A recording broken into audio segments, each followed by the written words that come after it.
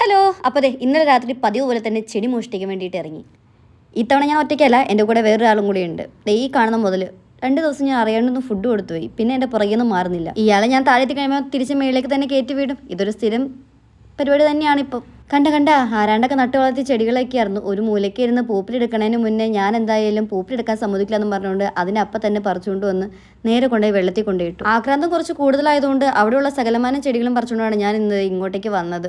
പക്ഷെ പ്രശ്നം അതല്ല, നമ്മുടെ കയ്യിൽ ഇത് നടാനായിട്ടുള്ള പോട്ട് കാര്യങ്ങൾ.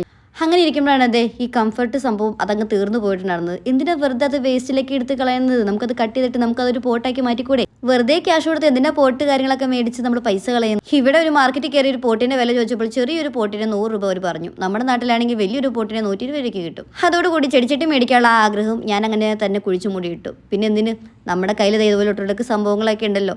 തൈര് മേടിച്ച ടിന്ന്, പാഴ്സൽ മേടിച്ച ടിന്ന്, അങ്ങനെ കുറേ ടിന്നുകൾ നമ്മുടെ കയ്യിലുള്ളടത്തോളം നമ്മൾ എന്തിനു വിഷമിക്കും? കൗതുക ലേശം കൂടെ പോയോ എന്നൊരു ഡൗട്ട് ഉണ്ട്. കാരണം മണ്ണിൻ്റെ അളവ് നോക്കിയിട്ടല്ല ഞാൻ ചെടി കാര്യങ്ങളൊക്കെ അങ്ങ് മുറിച്ചെടുത്തത്. എല്ലാം ഞാൻ പീസാക്കി കട്ട് ചെയ്ത് അങ്ങ് മാറ്റി വെച്ചു. അവസാനമാണ് ആ നഗ്നസത്യം ഞാൻ അറിഞ്ഞത്. ദൈവമേ, മണ്ണില്ല. ആ കവറിന്റെ ഭാഗം മാത്രമേ നമ്മുടെ കയ്യിൽ മണ്ണുള്ളൂ. എന്നാൽ പിന്നെ 2 പോട്ടെങ്കിലും മണ്ണ് നിറച്ച് സെറ്റ് ചെയ്യാന്ന് വിചാരിച്ചപ്പോഴാണ് എനിക്ക് ഹരിശ്രീ അശോകന്റെ ഡയലോഗ് എനിക്ക് ഓർമ്മ.